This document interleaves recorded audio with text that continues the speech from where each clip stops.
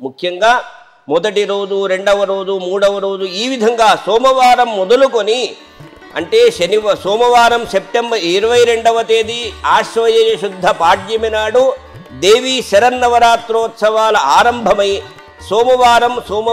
8, మంగళవారం 9 అంటే ఆ రోజు సెప్టెంబర్ 30వ తేదీ నాడు సాయంకాలము నవమి చేరుతుంది కనుక ఆ రోజు నవ దివసములంటే సంప్రదాయంగా అప్పుడప్పుడు 8 రోజులలో 9 నవరాత్రాలు జరిగినటువంటి సందర్భాలు ఉన్నాయి. ఈ సంవత్సరము పాడ్యమి మొదలుకొని విదియ, తదియ, చతుర్థి, పంచమి, షష్ఠి, సప్తమి, అష్టమి, నవమి మహానవమితో అంటే సాయంకాలము నవమితో ఆ నవరాత్రి ముగించుకొని బుధవారం రోజున కలశోద్వాసనలు వాళ్ళ సంప్రదాయానుసారంగా విజయదశమి రోజున మొత్తానికి 9 రాత్రులు సోమవారం మొదలుకొని మళ్ళీ సోమవారం 29 వరకు 8 రోజులు